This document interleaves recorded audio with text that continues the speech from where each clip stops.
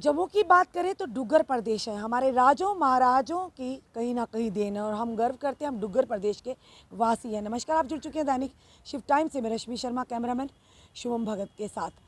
दर्शकों, जिस तरह से पंजाब की बात करें तो भगवत मान ने कार्यभार संभालते एज सीएम पद संभालते ही ये जो आह्वान किया कि शहीद आज़म भगत सिंह जी की जो उनके शहीदी दिवस पर उनकी छुट्टी घोषित कर दी गई और साथ ही साथ 35,000 डेली वेजर्स को भी परमानेंट कर दिया।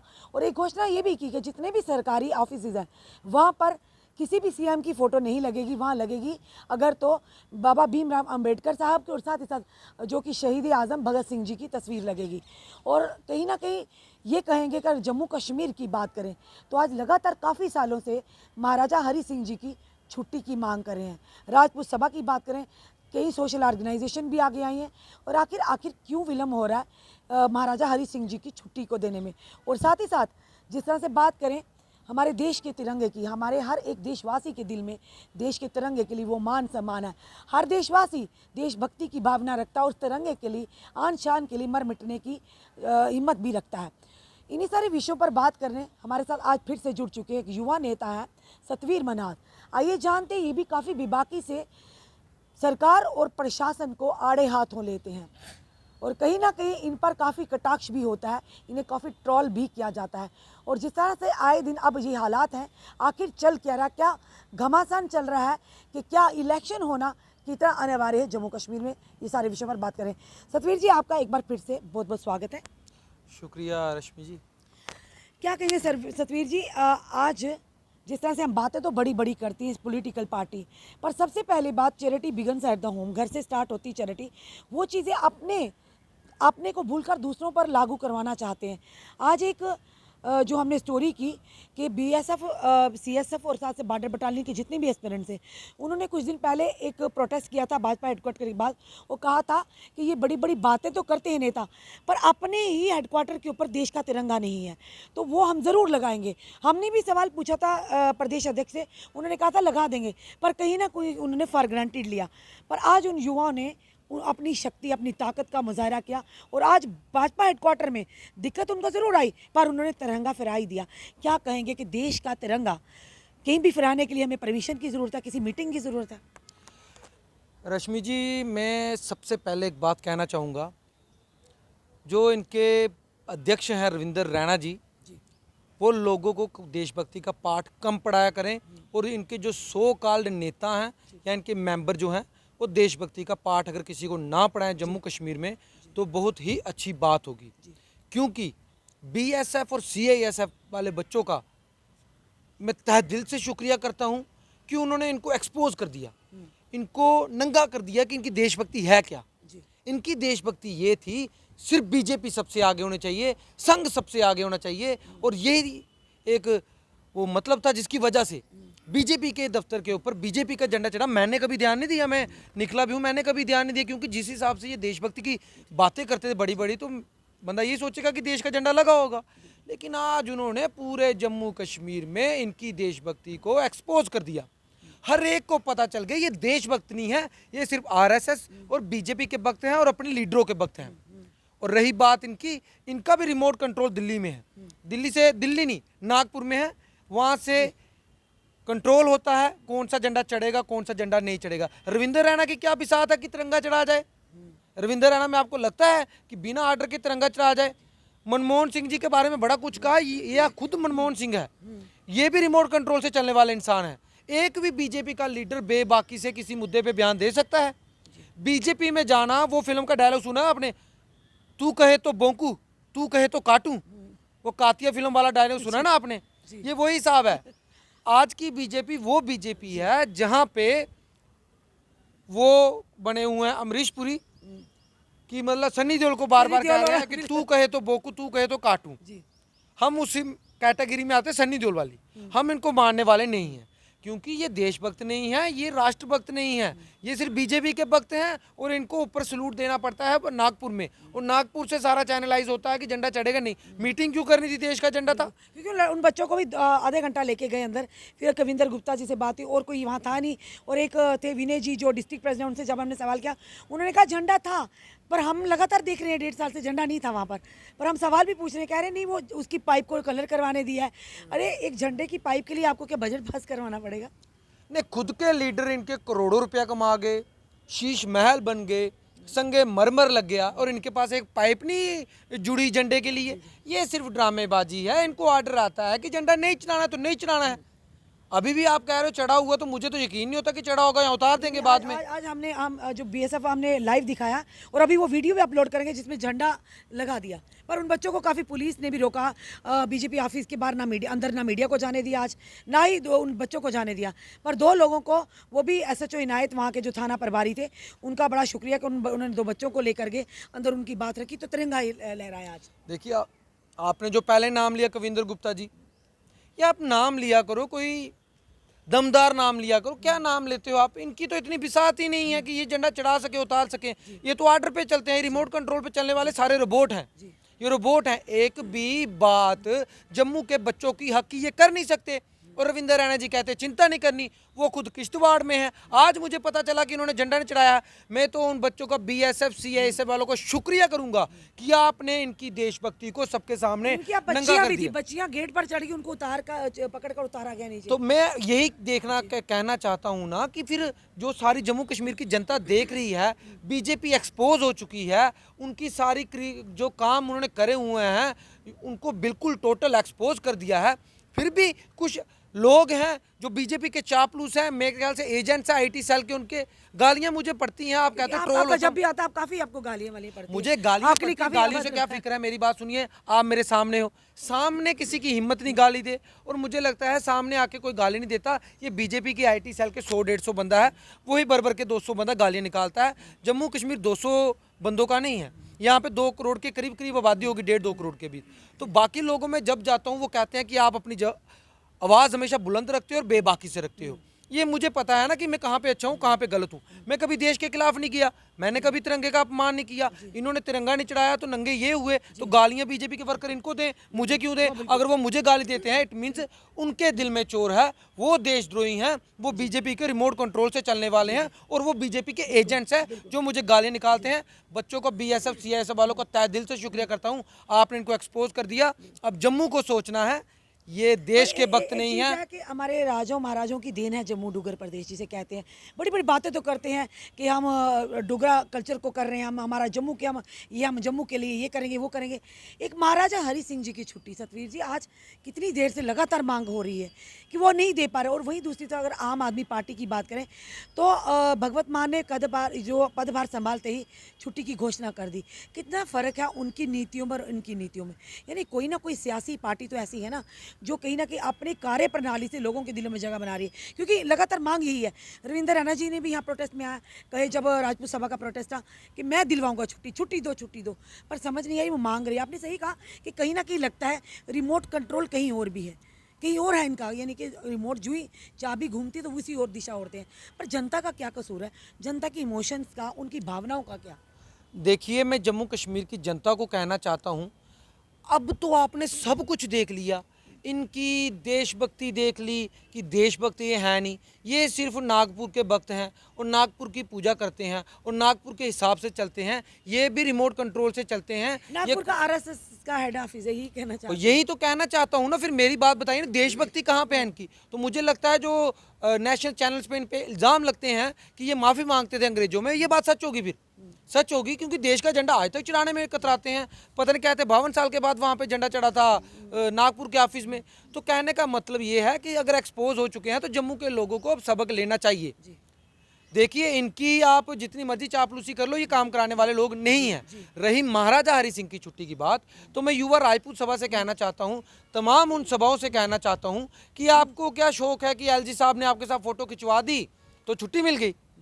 ऐसे दी जाती छुट्टी जैसे भगवंत मान ने ऑर्डर भी कर दिया और किसी को कोई कहने नहीं गया, कोई नहीं कहने गया कि भगत सिंह की छुट्टी दो। उनको लगा कि इस इंसान की छुट्टी होनी चाहिए और उन्होंने छुट्टी दे दी। तो इस सरकार को नहीं लगा, इस सरकार ने सारे काम पेंडिंग रखे हैं। रविंद्र रैना जी कहते हैं हमारा मुख्यमंत्री आने दो फिर हम छुट्टी देंगे। ये कोई व्यापार बिजनेसमैन की पार्टी है या व्यापारियों की पार्टी है कि एक हाथ दो तो दूसरे हाथ लो? इनकी सरकार नहीं आएगी, ये छुट्टी नहीं देंगे। पर तो आपको अपोजिशन को सपोर्ट करना चाहिए, अच्छे लीडरों को सपोर्ट करना आह्वान चाहिए। कर दिया उन्होंने कि अगर हमारी सीएम बनता तो हम बिजली पानी फ्री देंगे, 1,000 रुपया गरीब महिलाओं को महीने का देंगे, पढ़ी लिखी को स्टेफन भी देंगे। देखिए, डर गई है बीजेपी, पंजाब के बाद तो बहुत ही ज़्यादा डर गई है। इसलिए मैं बीजेपी के लीडरों से अब कहना चाहता हूं कि झूठ की राजनीति बंद कीजिए और ये भी कहना बंद कर दीजिए कि जब हमारी सरकार आएगी तो ही हम आपको पानी फ्री देंगे, बिजली फ्री देंगे। अगर आपने सरकार आने के बाद आप कहते हो 50 सीटें हैं, आपकी ही सरकार आनी है, तो फिर ये मीटर्स क्यों लगाए जा रहे हैं? तो आपको पता है आपकी सरकार कल को आनी है, ऐसे खर्चा कर रहे हो। मीटर उतार दीजिए, लोगों के बिल माफ कर दीजिए, आपकी सरकार आएगी तो उसके बाद तो आपने मुफ्त करना है। अब तो सतवीर जी एक और बवाल उठ गया, क्योंकि जो भी अगर इनकी नीतियों के खिलाफ आवाज उठाए उसे या तो देशद्रोही कहा जाता है या उसे कहा जाता पाकिस्तानी कहा जाता। अगर कोई स्टेटहुड की मांग की जाती है तो इन्हीं के नेता कहते हैं आप पाकिस्तानी हो। यानी आखिर जनता ने क्या बिगाड़ा इन लोगों का, ये सवाल है। अब मीटर, कल आपने देखा एक स्टोरी हमने की जानीपुर ग्रिड स्टेशन के बाहर, लोगों के जिनका 100 रुपये आ रहा था बिल, उनका 32,000 रुपये उन विधवा महिलाओं को हाथ में थमा दिया। जो लोग घरों में नहीं, उनके 4 गुना बिल उनके घर में पहुंच रहे हैं। तो आखिर चल क्या रहा है? देखिए, ये प्राइवेटाइजेशन के चक्कर में अफसर लोग भी कह रहे हैं कि लूट लो जितना लूट सकते हो सकता है कि कौन सा दिन आ जाए प्राइवेटाइजेशन हो जाए, जितना माल कमा सकते हो कमा लो, लेकिन मर तो गरीब जनता रही है ना, वो कहाँ से पैसे देगी? रविंद्र रैना अभी नहीं मुफ्त कर सकते, या बीजेपी अभी नहीं मुफ्त कर सकती।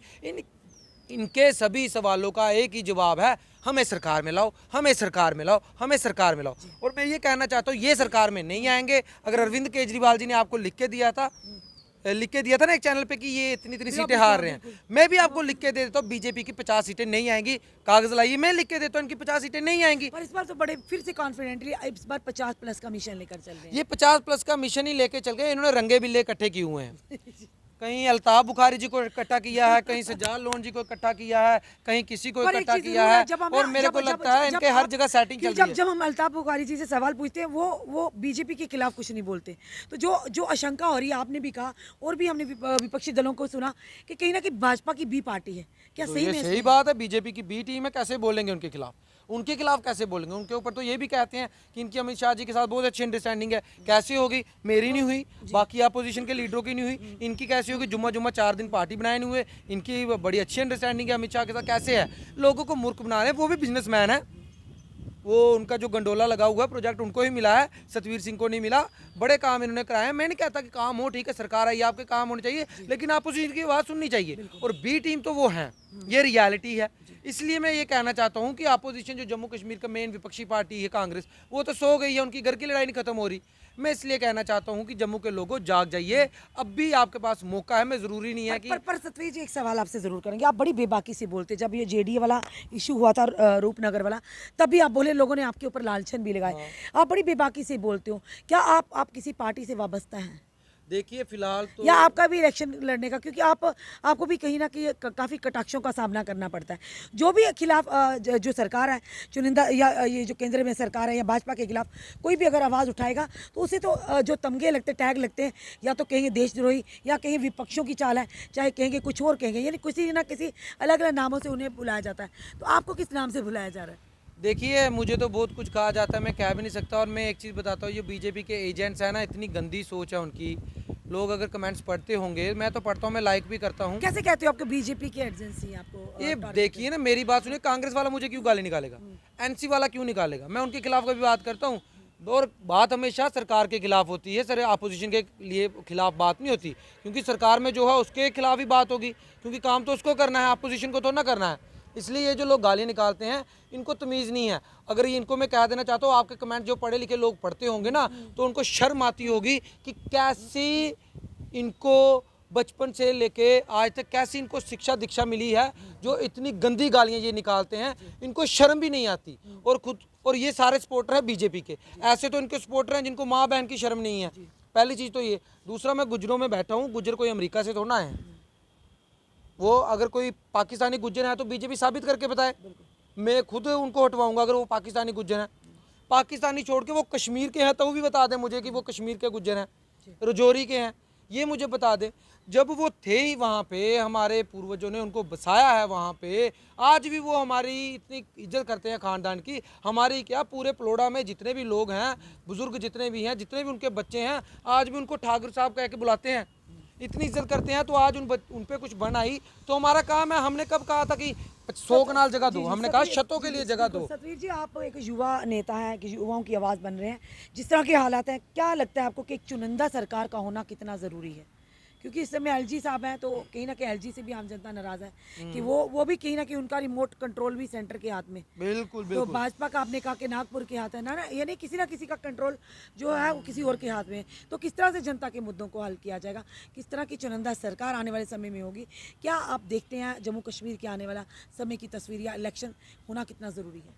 देखिए, पहले आपने जो गुजरों का सवाल किया उस पर एक जवाब भेजना बड़ा ज़रूरी है बीजेपी को और इन एजेंट्स को। ये जो मुझे गाली देते हैं, इनको डर इसलिए लगता है क्योंकि इनके बड़े भाई थे रविंदर रैना जी, वो गुजरों के बड़े भाई बने थे। बड़ा भाई तो हो गया फेल, छोटा भाई बन गया उनका सतवीर सिंह।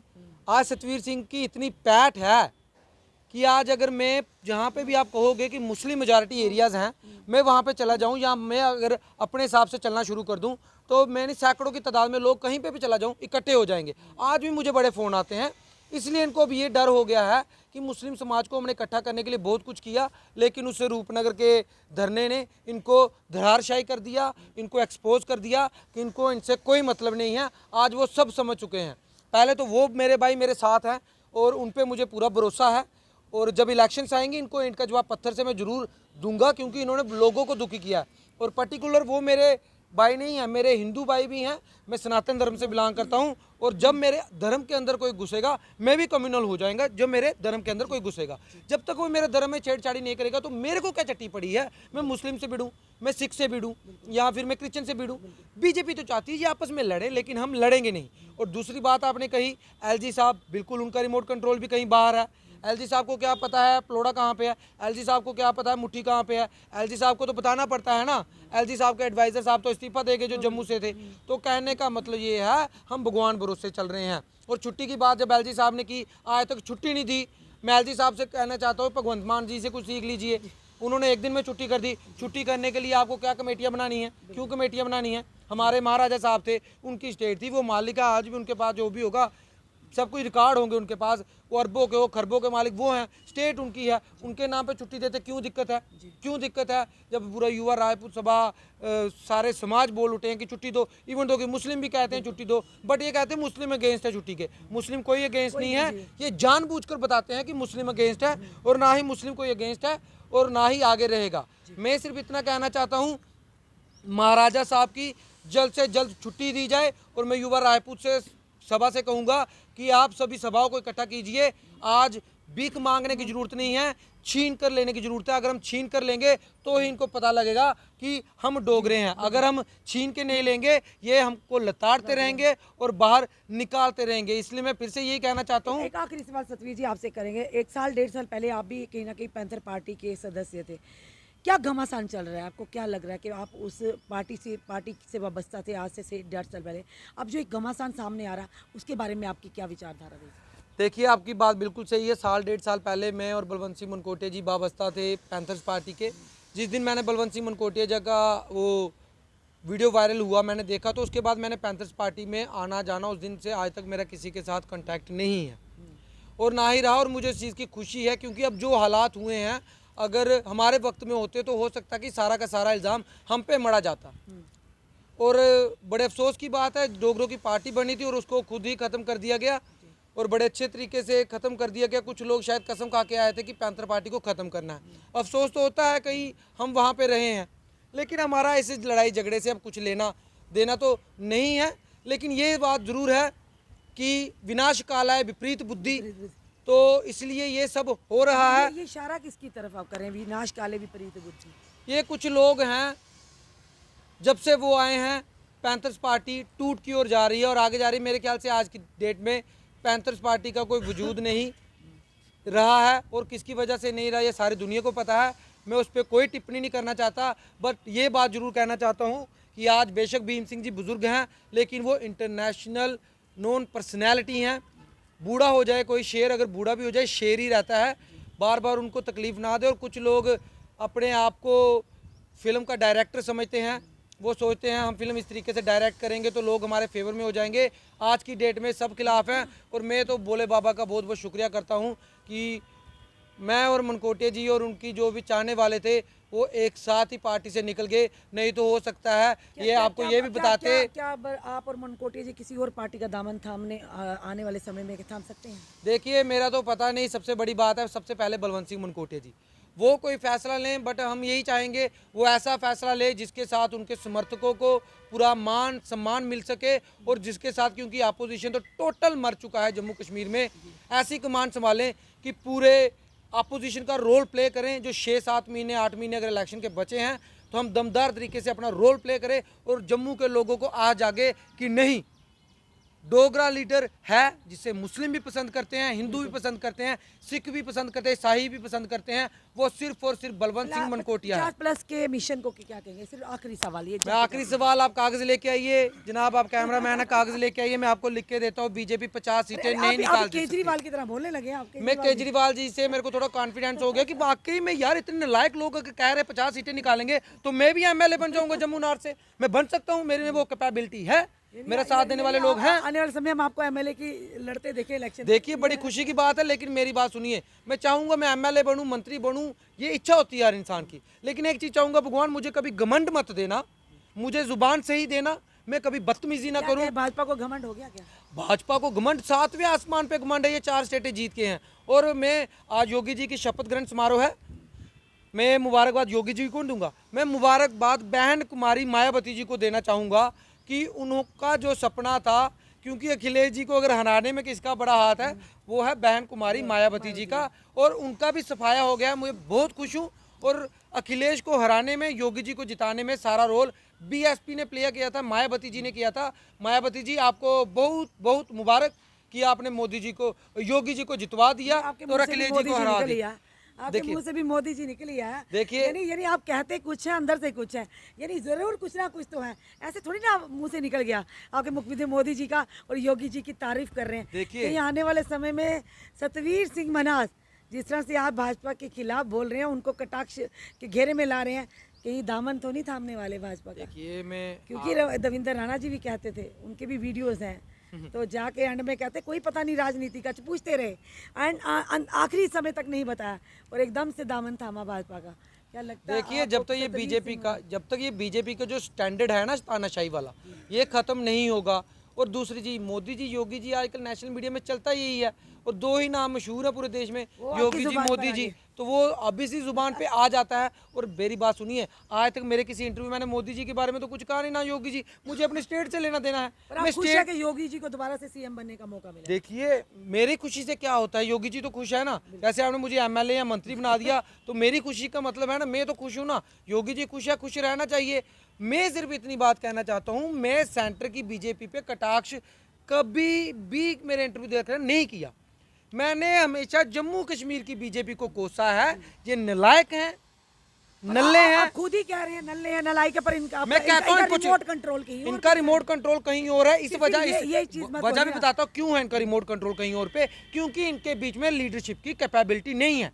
ये मोदी जी के नाम पे बने हुए नेता हैं, इसलिए इनका रिमोट कंट्रोल कहीं पे है। हम जैसे नेता बनते हैं या दविंदर सिंह राणा, बलवंत सिंह मनकोटिया जी बनते हैं, वो खुद के दम पे हैं, उनके साथ जनता है, इसलिए उस लीडर का रिमोट कंट्रोल कभी भी नागपुर या दिल्ली नहीं जा सकता जो अपने दम पे है, जिसके साथ जनता है। इनके साथ कोई नहीं है, इनके पास मोदी जी हैं, वही इनके पास एक कार्ड है जिसको ये खेलना चाहते हैं, इसलिए इनका रिमोट कंट्रोल वहां पे है। मैं इसलिए सभी जनता से चाहूंगा कि बेबाक लोगों को सामने लाइए, चाहे कहीं से भी आए, लेकिन हमारे हक की बात। और एक लास्ट में कहूंगा, भगवंत मान जी ने भगत सिंह और भीमराव अंबेडकर जी की फोटो लगाई, अगर कभी हमारे जैसे लोगों को मौका लगता है तो हमारी भी पहली प्रेफरेंस होगी महाराजा हरि सिंह की फोटो हर एक दफ्तर में लगेगी, साथ में भगत सिंह की, साथ में भीमराव अंबेडकर जी की। ये मैं कहना चाहता हूँ अपनी तरफ से। और सुखदेव जी की क्यों नहीं? उनकी भी लगे। देखिए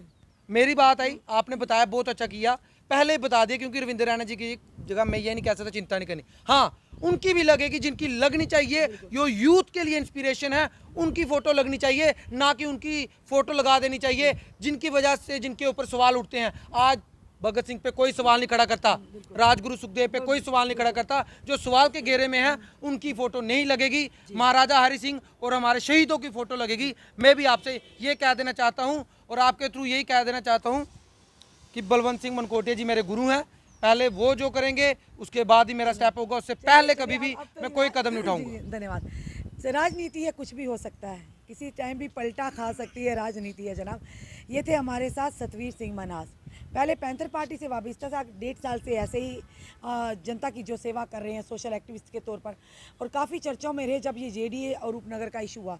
इनका साफ तौर पर ये कहना है कि यहाँ के जो मंत्री, खास करके जम्मू कश्मीर के जो भाजपा के नेता हैं, बात का मत, क्योंकि सवाल तो केंद्र सरकार से किए जाएं, सरकार तो रूलिंग पार्टी से ही किए जाएंगे कि वो नल्ले हैं, उनका रिमोट कंट्रोल इसलिए केंद्र के पास है या नागपुर के पास है क्योंकि इनमें कैपेबिलिटी नहीं है, इनमें लीडरशिप की क्वालिटी नहीं है, तभी इनके रिमोट कंट्रोल किसी और के पास, तभी ये कहते हैं आऊँ बैठा पर होता कुछ नहीं है। बड़ा सवाल है। और इनका ये भी कहना है कि आने वाले समय में ज़रूर राजनीति के मायने बदलेंगे क्योंकि जब जनता जागरूक होगी। आज हर कोई सड़कों पर है क्योंकि वायदे किए हुए थे, तभी वो वायदे पूरे करने के लिए, याद दिलाने के लिए आज युवा सड़कों पर है, आम जनता सड़कों पर है। पर अब ऐसा नहीं होगा क्योंकि युवाओं ने भी कह दिया अब वोट की चोट दी जाएगी, जो भी पार्टी होगी अब वो उस पार्टी के साथ आम जनता खड़ी होगी कि जो जनता के काम करेगी, जो बेबाकी से जनता की परेशानियों को प्रशासन और सरकार तक रखेगी, जनता के साथ शाना बचाना चलेगी। अब देखना ये है कि आने वाले समय क्या पता सतवीर सिंह मन्हास जी को बीजेपी में जाना पड़े। ये नहीं कह रहे हैं, ये हम यकीन से नहीं कह रहे, हो भी सकता है क्योंकि इनके मुख बिंदु से भी मोदी जी का नाम और योगी जी का नाम निकला है। पर इन्होंने ये भी कहा कि क्लास लेनी चाहिए, बीजेपी के नेताओं को भी भगवत मान जी से सीखना चाहिए कि किस तरह से राजनीति में आते ही एक तहलका मचाते हैं, लोगों के दिलों में जगह बनाते हैं। अपने कमेंट इस वीडियो को लेकर ज़रूर कमेंट बॉक्स में दीजिए, जितना हो सके इस वीडियो को शेयर कीजिए। जुड़े रहिए ऐसे हमारे साथ अगले अपडेट के लिए। जय हिंद, जय भारत।